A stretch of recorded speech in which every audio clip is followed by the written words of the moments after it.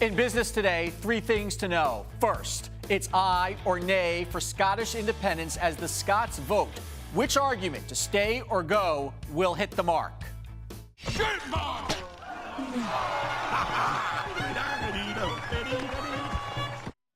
The fate of the United Kingdom and maybe the British economy comes down to this. Then, cracks in the housing market. Even as we hit record highs on Wall Street, does a slowdown in home sales put the recovery on shaky ground? And tackled. Sponsors hit the NFL over its handling of domestic abuse cases. But are the complaints more talk than action?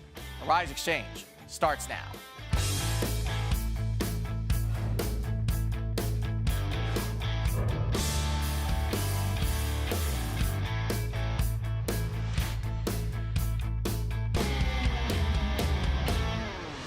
Hello, everyone. I'm Andrew Schmertz. The polls are now closing in Scotland in the most important event in its history since the English first recognized Scotland's independence in 1328. For 300 plus years, Scotland has been part of the United Kingdom, and that could be over by this time tomorrow. The race is tight, and for the latest, we now turn to Chris Mann, a Rise News Scotland correspondent who is in Edinburgh. Chris, thank you for joining us. Can you give us just a little bit of a feel of what it's like to be in Scotland today? It's incredible, Andrew. And by the way, of course, you've got the most Scottish of names. St. Andrew is the patron saint. So you should feel it too over there. It's incredible. There are 4.5 million Scots voting today. It's just closed the poll.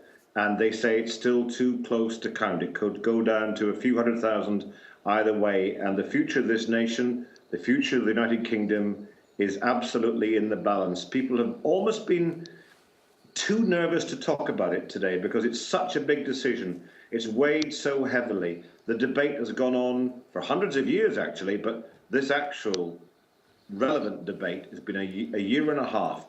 The last week has been so intense, and people have just felt it. I think many of them, when they got in the polling booth, have felt the weight of change. And I was going to ask you about that because about a year or so ago, there really wasn't much of a chance for the yes vote to win here. I'm wondering how many people, if there's a sense that more people maybe say they want independence, but might change their mind in the voting booth? Well, you know how it is, Andrew. There's the movies. There's the Hollywood effect, isn't it? It's Braveheart, it's Cry Freedom, it's Mel Gibson, it's Sean Connery, and all that. Yes, we can be free, we can be independent, we can really go on our own. And then when you get in the polling booth, you think, what about my mortgage? What about my job? What about my kids' future? What about investment in Scotland? There's that big decision. Back in 1979, Scotland first had a referendum on having devolution, a part breaking away. And you know, with a few days to go, it was 60% yes. People got in the polling booth and they changed their minds. The fear factor kicked in. The unknown. And that's what people are saying is going to happen this time. We will find out by breakfast time tomorrow. By the way, it's hashtag IndyRef, if people want to follow it. It's fascinating. Happening in the first few minutes of the polls have closed. It's going absolutely crazy online at the moment, Andrew. Yeah, what do you think people are saying? Give us some examples. People are saying that there's celebrations happening everywhere. There are parties beginning. Scotland is a nation, we like to, we like to upset people. We like to stir things up. We like to have a party. Whiskey's ours, by the way, not the Irish. The real whiskey is Scottish. We like to have a party. We're going to have a party tonight, no matter what, I think.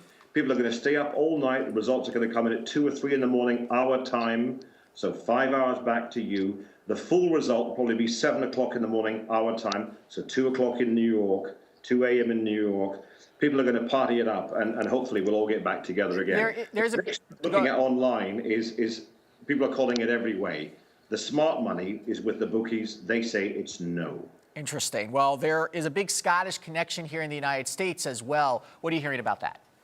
Well, the connection's huge. Scots-Irish, back in 1781, when we helped you win independence, 40% of that army that beat the British, 1781, was Scots and Irish. 23 of 44 US presidents claimed Scottish descendancy.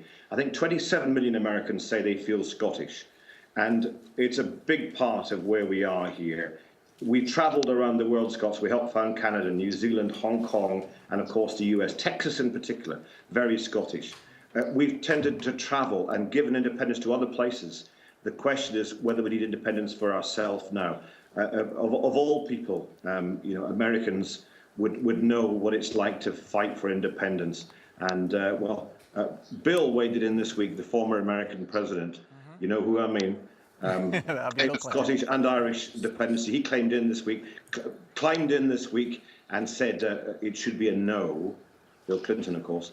But we don't know whether that helped or hindered. Interesting. Well, they do love Bill Clinton over there, though, so it's interesting to know. Chris Mann, thank you so much. We'll talk with you tomorrow. It feels like a split decision on the economy. Weekly jobless claims fell more than expected, down 36,000 to a seasonally adjusted 280,000. That's 25,000 better than forecasted, suggesting that August's lousy unemployment rate was an aberration. We shall see. However, while the job market seems stronger, the housing market is problematic. The Commerce Department says housing starts fell 14.4% last month, and construction permits, a leading indicator of housing starts, also fell. But the stock market just doesn't care. Another record day on Wall Street. Let's take a look at the final numbers. The Dow closing triple digits up, 109.66. I think that's 3 record days in a row to 17,266. The S&P 500 up nearly 10, and the Nasdaq up 31.24 to 45.93. Some of our top stocks we're watching today. Walmart in Mexico City is being investigated for cockfighting at the store. A store spokesperson denied the accusations, but the photos of the brawling birds allegedly made the rounds on social media. Walmart closing down a couple pennies. The U.S.'s largest private label food maker, Conagra Foods, says its quarterly revenue nearly tripled amid lower food costs. Conagra reporting a profit of $482 million, or $1.12 a share. Conagra trading up $1.47. And Chevron has become the first energy company to meet a new set of voluntary shale gas drilling standards. Company officials say the initiative will help to reduce pollution and hopes other companies will join in the process. Chevron down 58 cents. And taking a look at commodities. Gold pulling back 9.10. Interesting sell-off there. And oil back another $1.40. Gabe Borenstein, Managing Director at Enclave Capital, is back here on Arise Exchange to tell us a little bit more about why we're getting some of this split economic news. We look at sort of the housing numbers today. Now, July housing was really good, and the housing numbers in August, though, look soft. Is there a concern there that this is a foreteller of a possible slowdown? I don't think so. Year on year, the housing industry is still up about 14%. If you recall, starting in August, there was very little clarity in terms of Fed's direction on the rate. Consensus appeared that perhaps the Fed will raise the rates quicker than consensus. But doesn't that suggest then that this housing market is a house of cards if it can't handle a slight bump up in mortgage rates? That's the problem. We never defined how high the rates can go. There's a lot of debates. But more importantly, the Fed made very clear this time that the rates are here to stay, and there are many variables taken into consideration, and it appears that Ms. Yellen takes a lot of variables into decision-making process, which basically assures, in my opinion, that we will not see higher rates for more than a year, and when we do, they will be justifiable function of the economic activity. And she certainly has a lot of ammunition. First, there's many who said the Fed is really winning the argument here. That's made the right decision. Europe, of course, moved interest rates to near 0%. And the fact is, the August numbers, you really can't go by weekly jobless numbers. You have to look at a whole month or a couple of months, and the unemployment remains a little challenged, especially when it comes to wages and quality of jobs. I think the jobless number we need to really focus on, because a lot of jobs, in fact, 75% of the jobs created this year are part-time jobs. More importantly, and low and service jobs, exactly, low wage service jobs. Out of 7.5 million, we have 7.5 million workers, part-time workers, who are working part-time unwillingly. In 2007, it was only 4.4 million. So the point is, more importantly, take a look at the labor force participation rate, which is 62.8, which is at the same level as it was in May of 1978, which means that, in fact, the nominal gain in the jobs, as we see it, does not really reflect the fact that a lot of workers continue to be discouraged and they dropping out of the job seekers pool. So basically what we're seeing then with the stock market is despite problems overseas and despite some political unrest and despite some weak economic data, what the market's like obviously is a low interest rate environment because there's no competition for money. I believe there are two things. The post-2008 reality basically implies a much slower growth than we've seen to pre-2007. However, notice, even though we progressing at about 2% annual GDP, we did address the issue of deficits. We reduced the projected deficit by 50%. And in the longer run, I think a moderate recovery and progress of a longer period of time is better than what we've seen prior to 2007 when you had a boom and bust. In other words, Quick question for you then. If the vote goes to Scotland to secede, what happens tomorrow? I think you're going to see a lot of market volatility because in terms of fundamentals, it would be very difficult for Scotland to sustain any type of economic momentum activity. And I think the financial system could unravel. That would have an impact on Europe and perhaps through a period of time could impact other countries as well. Okay, Gabe Borenstein, Managing Director at Enclave Capital. We shall see what happens tomorrow. Thank you so much. Thank you for inviting me. Coming up, is Ebola impacting investments in Africa? You're watching Arise Exchange.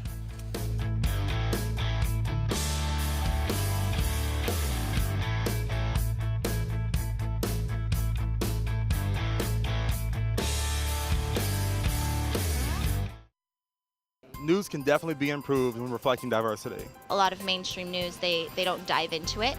Who wants to hear about negativity all the time? They only show what they think people want to know and not what people really should know. World-based stories, that's what I enjoy the most. I think diversity of news is important to the world so that everybody will be aware of their surroundings and what is happening today. Arise News, every culture, every angle. Last week on Arise Exchange, the 13th anniversary of 9/11 unfolded the way the others have, with memorials and moments of silence. The Ray Rice fallout, the cost to the Baltimore Ravens and the NFL. For them to deal with it the way they did, they clearly dropped the ball. You know what we need protection from? People who wear Elmo costumes. The government forcing people who dress as SpongeBob SquarePants to get licensed. Maybe they need to say shrink. I don't know about SpongeBob. Watch this week for more Arise Exchange.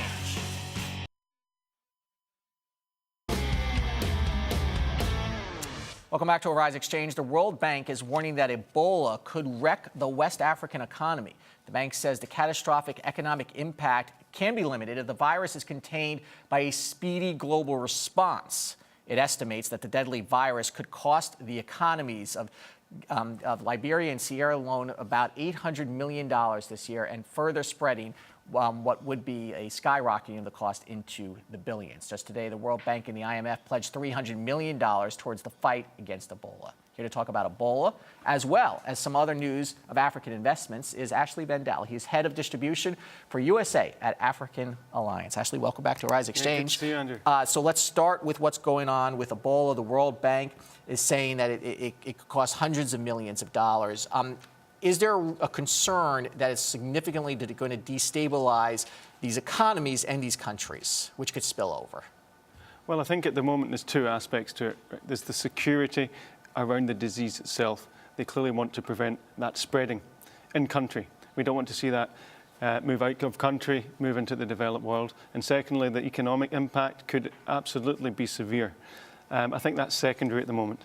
Sure. We want to contain it for now. Sure. The public health issue is the major crisis right now. Absolutely. And from what you're hearing, is there a sense that they're starting to feel confident that the world is coming to the rescue in some way, or are they concerned that this still remains very much out of control from the people you speak with in Africa?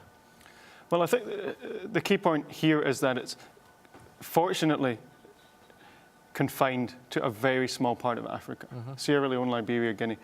It has spread to some extent to Nigeria, but no other parts of the continent. The continent is humongous. And if they can continue to contain it and ultimately get to the bottom of it, that would be fantastic. And also, I imagine the travel is somewhat more limited in these countries than elsewhere, which means that the ability for the virus to travel might be a little bit slower than if it happened in parts of Europe. I would think so, absolutely. I was at an event with the Nigerian finance minister a week or two ago, and they're putting a lot of precautions in place. They're checking people's temperatures before they leave the country, for example, and I assume they're doing something very similar across the countries in which Ebola finds itself. You know, when we talk, before we talk about specific investments, have we seen any slowdown in either new investments into the continent or projects that have been started and maybe stopped pending the outcome of this? Well, I'm sure that the mining sector is quite large in Sierra Leone and Guinea in particular, and I'm sure there's been a slowdown there with regards to companies ultimately having to pull out a lot of workers. That has definitely happened. With regards to other countries that have been impacted, Nigeria, for example, we have seen a few investors postpone investment trips in the third quarter to perhaps the fourth quarter or even 2015 now, until they get a bit more confidence around that. But with regards to the rest of the continent, not at all. Okay, let's turn towards specific investments then. What have you seen as far as the best investments that we've seen in what industries?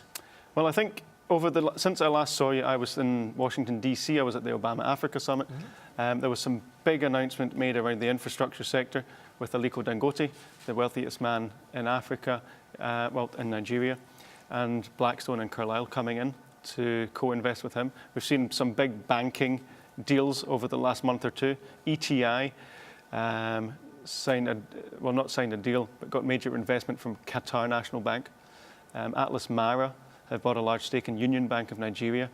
The Kenyan banks have been on a roll. Equity Bank is up 75% this year.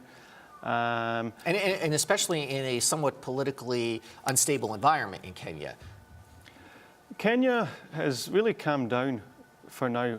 Yes, the terrorism continues to be in people's minds, but President Kenyatta in his first year in power has done quite a good job of maintaining the status quo. Why are there so many opportunities still, especially in infrastructure? It would seem that we have to fix infrastructure first before almost we could do anything else. Infrastructure is absolutely going to be key to the continent over the longer term. We need roads, we need rail, but the mobile cell phones have done a remarkable job of almost getting around that, enabling people to communicate and to get business done without having to transport themselves. And really including banking. What's really impressive is that the whole banking system skipped a generation really and went right to mobile. More people, I understand, in Kenya and Nigeria have mobile accounts than they do actual physical bank accounts. You're now seeing deals being signed by the largest banks in Kenya, Equity Bank and Airtel. And there's talk of Kenya Commercial Bank signing a deal with Safaricom. So mobile banking is right in front of us. We had the CEO of both companies, Safaricom and the Kenyan Bank, to talk about that. Ashley Bendell, thank you so much. It's a pleasure. Talk to you soon. Thank you, Andrew. Time now for our business ticker stories making headlines across the nation and the world. This breaking after the bell, Larry Ellison announcing that he is stepping down as the Chief Operating Officer of Oracle. Ellison, 70, founded Oracle in 1977 and turned it into the world's largest database software company. Mark Hurd and Safra Katz, both presidents of Oracle, will each inherit the CEO title, while Ellison will remain chairman of Oracle's board and take on the role of Chief Technology Officer. Home Depot saying a data breach has compromised information for 56 million payment cards. We previously reported that hackers had access to Home Depot's customer payment information from April through September. However, the exact number of customers affected was unclear until today. Home Depot says the software used to steal the information has been eliminated in the U.S. and Canada. A ray of sunshine for at least 50,000 veterans. The vets will be installing solar panels under a new job training program announced by the White House. The first panels will be installed this fall at military bases and will all benefit from the resulting cleaner air and cheaper energy bills. So says the White House. Meet the most powerful woman in business list, at least according to Forbes magazine. Today, the magazine announced its top 20. At the top of the list is Sheryl Sandberg, the Facebook COO that oversaw its IPO. She's followed by CEO and chair of President Indra Nooyi and Kraft CEO Irene Rosenfeld. Another well-known magazine, respected by a slightly different audience, has also come out with a big ranking list, Playboy, publishing its illustrious ranking of the nation's top party schools. Topping the list this year is Ivy Leaguer, the University of Pennsylvania. Students at University of Wisconsin and West Virginia apparently chug just a little bit slower on that beer. You check out these schools if you want to study hard and, yes, play harder. And partying isn't just happening on the campus. A new study shows almost 10% of adults are showing up for work high. In a study by Mashable.com and SurveyMonkey, marijuana and prescription drugs, most got in illegally, are people's choice to make work bearable. No mention of whether this is before or after that morning cup of joe. Ahead, the movie star who cried racism is our favorite person of the day. You're watching the Rise Exchange.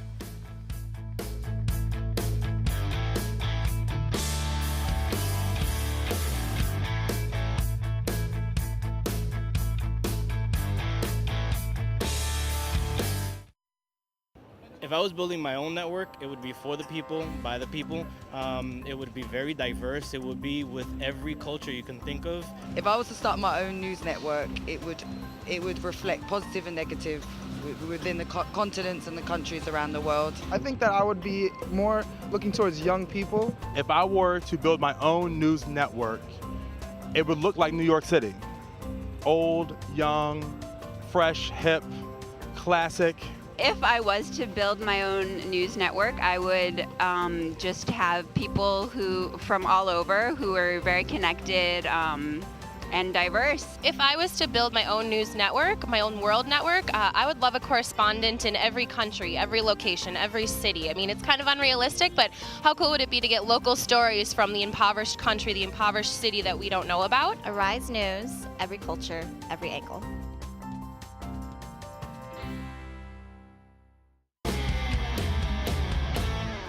Time now for our favorite person of the day, when we picked one person who grabbed our attention, and not for the right reasons. Today it is an actress from the movie Django Unchained who went from being a hero for standing up to the police to being a spoiled crybaby when photos and audio of what really happened came out. As you'll recall, Danielle Watts was detained by police in Los Angeles after she was seen kissing her white boyfriend.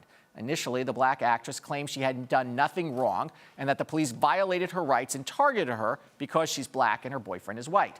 Now it turns out her story is as dramatic and fanciful as a Quentin Tarantino movie. She is seen in the video captured by her boyfriend crying hysterically, claiming that she is in, quote, a major sitcom. And she says she and her boyfriend were only kissing. However, witnesses had claimed the two were actually having sex in public. Now, it's true that none of us who have not been arrested would certainly know how we would act if we were arrested. But as for her claims of racism, the police note 3 officers who showed up were Latino, a woman, and a police officer who's openly gay. Now, Watts has hit the publicity circuit, even telling CNN that she knows what her rights are because she played a cop on TV. Take a listen.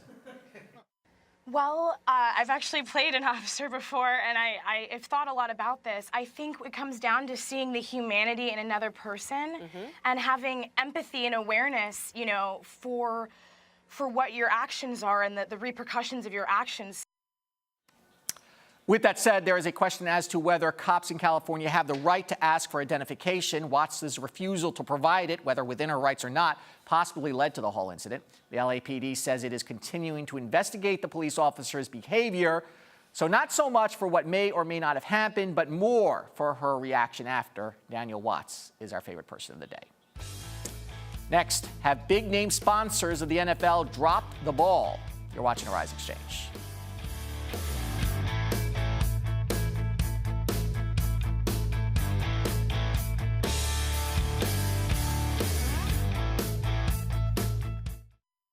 I think that people in America do care about what happens throughout the world. Global warming is probably something that has to be addressed sooner rather than later.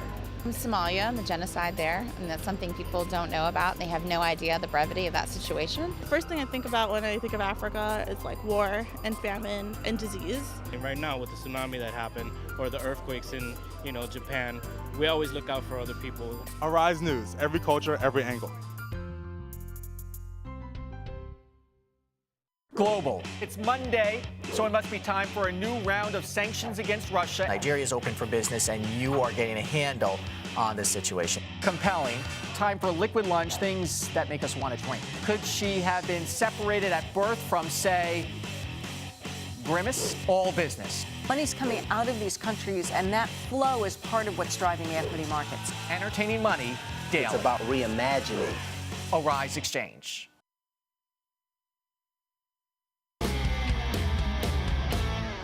Well, these troubles continue to mount for the National Football League after Arizona Cardinals running back Jonathan Dwyer was arrested yesterday on assault charges. Sponsors, it seems, are starting to take notice, issuing warnings, but not doing much of anything else to the league, despite taking action against individual players. Our next guest says it's all talk and no action. Erich Joachimsthaler is the founder and CEO of Vivaldi Partners and a frequent guest here on Arise Exchange. Thank you for coming. All talk, no action. You don't think the sponsors are really doing anything here to affect change?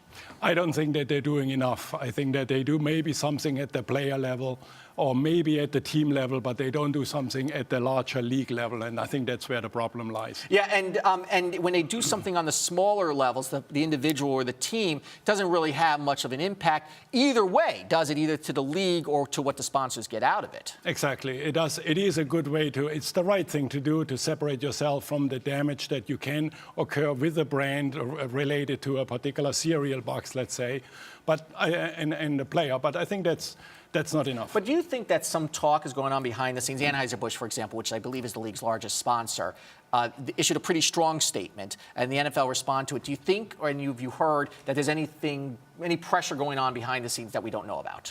I don't think that the advertisers such as Anheuser-Busch have enough power in this particular relationship that they really can affect any change. But all of them together might be able to obviously do so. We've always said that as far as Commissioner Roger Goodell, he's not going to lose his job unless the owners start seeing a risk of losing money. That's true, but for every sponsor we have right now of the league or of the particular teams, there is always a ready other sponsor that is willing to step into that. Do you also think there's some hypocrisy going on when Nike complains that Nike's track record with hiring underage children in places isn't particularly that great? There's been some criticism of some of the other sponsors that it's really easy for them to say these things and a lot harder for them to actually to run the risk of hitting their pocketbooks? I don't know necessarily what Nike has. It's such a big company now that it's very hard to control every behavior. They are very closely connected to players, and I think they have actually talked the talk, if you will. They have actually stopped supporting the player first, but I think it's very difficult to do that at every level for a company like Nike. So right now, what do you think the sponsors should be doing? Should they be saying more? Should they take a wait-and-see attitude to see how the league adjusts? I think that the sponsors need to put pressure on the NFL, and the NFL needs to really think about affecting deep change in this great American sport. So, we all sit here and we complain about this, and all the commentators talk about it, and Sunday afternoon, we're going to be watching football. What impact, if anything, has this had on viewership?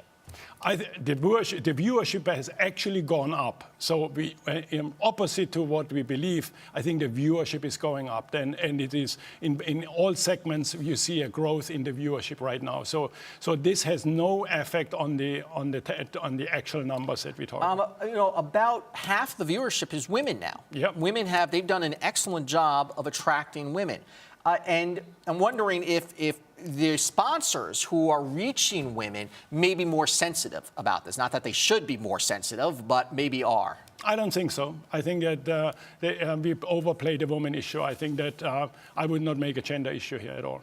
Okay. So, what would happen if we start to see some significant pullback on advertising? I mean, is there a risk of that happening? And then what do you think would be the fallout?